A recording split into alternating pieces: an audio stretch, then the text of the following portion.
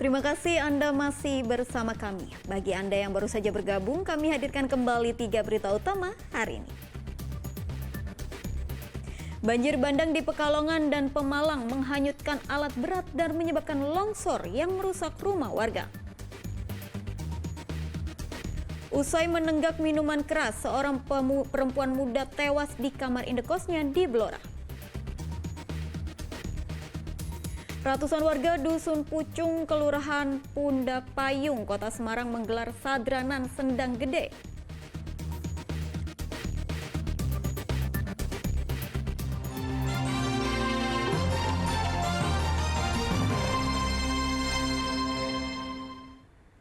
Empat bersaudara di Desa Karanganyar, Pemalang mengalami lumpuh sejak balita. Kondisi ekonomi yang buruk membuat pengobatan keempat anak itu pun tak maksimal. Mereka pun tak pernah tersentuh bantuan pemerintah.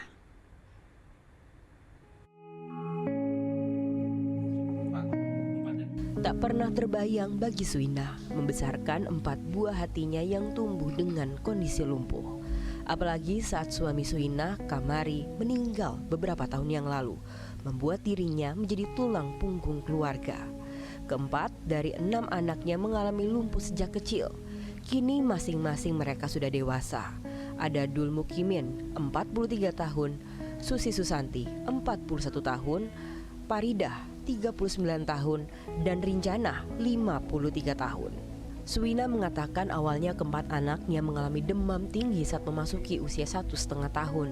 Saat itu dokter mengatakan anak-anaknya terkena polio. Saya sakit panas, nembe labruk, tuku nembe jagong, terus niku mun keserang panas. Sudah pernah diperiksakan, Bu? Udah. Terus kata dokter apa? Katanya polio apa? Kata polio. Bu, terus untuk menghidupi putra-putrinya, Ibu kerja apa ini? Kerjanya apa? Nggih. Jenengan kerjanya apa? Tani biasa. Tani. Cukup enggak? Cukup mangan nang kere. Cukup-cukupkan aja. Bang lobang. Hanya sebagai buruh tani, Suina berusaha menghidupi keempat anaknya. Sulitnya memenuhi kebutuhan hidup dan pengobatan membuat pendidikan tak lagi jadi hal utama. Keempat anaknya tak pernah merasakan bangku sekolah. Akibatnya, mereka semua buta huruf. Anak sulung Suina mengatakan tak pernah ada bantuan yang mereka terima. Sekalinya pun ada, dari pihak luar bukan dari pemerintah. Dulu ada. Bentuknya apa dulu bantuannya? Ya ada sembako juga ada, uang tunai juga pernah ada. Maksudnya bantuan pengobatan ada nggak? Bantuan pengobatan pernah sekali dibawa ke Gombong. Cuman perkembangannya juga nggak ada sih katanya. Siapa itu yang membantu? Dari Sedekah Pemalang.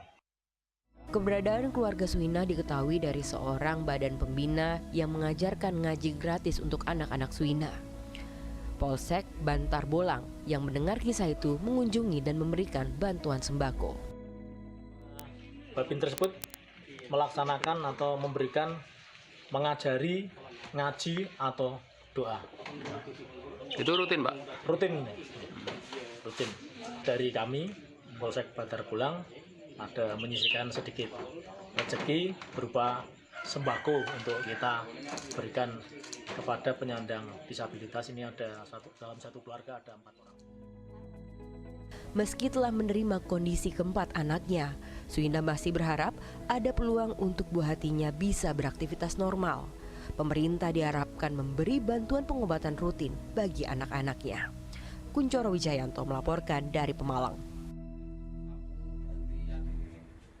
Di Kabupaten Tegal terdapat monumen perjuangan yang jadi cikal bakal sejarah TNI Angkatan Laut. Di bumi Wana Samudra lahir tokoh-tokoh besar yang berjasa untuk negara.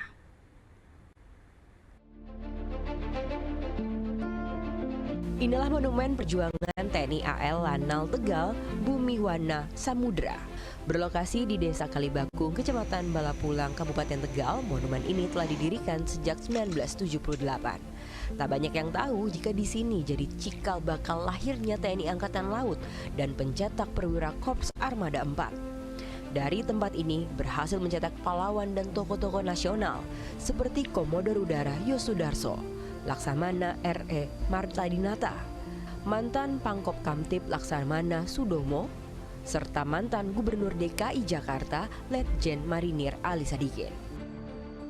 Di Kalibakung ini pernah berdiri namanya Sekolah Opsir TNI Angkatan Kalibakung, di mana pada waktu itu ketika kita setelah merdeka kemudian ada agresi militer pertama, agresi militer kedua, sekolah yang awalnya ada di Kota Tegal bergeser ke Kalibakung, tapi dengan seiring perkembangan zaman ternyata posisinya juga masih diketahui Belanda, akhirnya di tempat ini bumi hanguskan dan sebagian pelajar dan berjuang ada yang bergerak keluar, ada yang ke Pekalongan, ada yang Pemalang, bahkan ada yang sampai ke Surabaya, kemudian di sana di Pasiran tepatnya didirikan Sekolah Angkatan Laut. Awalnya hanya berupa prestasi kecil, namun mengalami pemugaran seluas 1,7 hektar pada tahun 2018. Pemilihan simbol jangkar berserta burung Garuda karena merupakan simbol dari Korps Armada 4 atau CA4. Selain adanya monumen, ada pun makam Aulia Mbah Pundung serta para syuhada pejuang tak dikenal yang gugur saat agresi militer Belanda pertama dan kedua. Kuncoro Wijayanto melaporkan dari Kabupaten Tegal. Ratusan warga Dusun Pucung, Kelurahan Pudak Payung, Kota Semarang menggelar sadranan Sendang Gede. Tradisi menguras sumber mata air ini rutin digelar setiap tahun menjelang bulan Ramadan.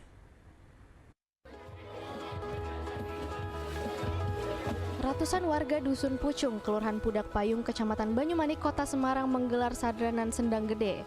Tradisi sadran menguras sumber mata air ini adalah tradisi leluhur peninggalan Mbah Nyai Tayem yang selama ini dimanfaatkan untuk mandi, mencuci, dan memasak. Prosesi sadranan diawali dengan pembersihan sendang. Warga mulai dari anak-anak, remaja, hingga orang tua menceburkan diri untuk membersihkan sendang. Prosesi nguras sendang berlangsung meriah. Warga menguras air sembari berebut menangkap ikan lele yang ditebar di sendang. Di waktu yang sama juga disembelih 135 ekor ayam dari sumbangan warga. Ayam menjadi sajian utama pada prosesi nyadran dan dibagikan kepada warga dan pengunjung yang datang menyaksikan prosesi sadranan. Aktivitas cikal bakal di Pucung Pudak Payung ini namanya Mbah Nyai Tayem. Aktivitas sehari-hari mandi, nyuci semuanya yaitu di sumber Sendang Gede sini. Ritual tahunan yang dilaksanakan secara turun-temurun untuk mempererat tali silaturahmi antar warga. Filosofi sadranan Sendang Gede ini juga sebagai pembersihan diri dalam menyambut datangnya bulan suci Ramadan.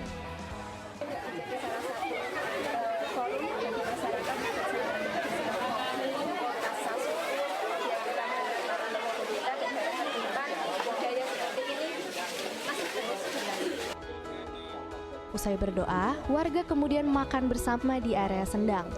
Tradisi ini adalah bagian dari upaya menjaga kerukunan antar warga serta melestarikan peninggalan leluhur. Ali Mustakfirin melaporkan dari Kota Semarang.